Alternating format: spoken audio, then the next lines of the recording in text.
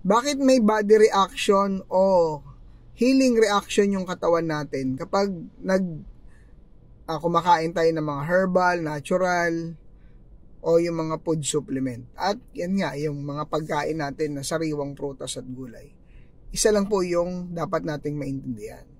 Dahil po nagde-detox, nagre-repair, naglilinis yung katawan natin. Inaayos niya yung mga mali.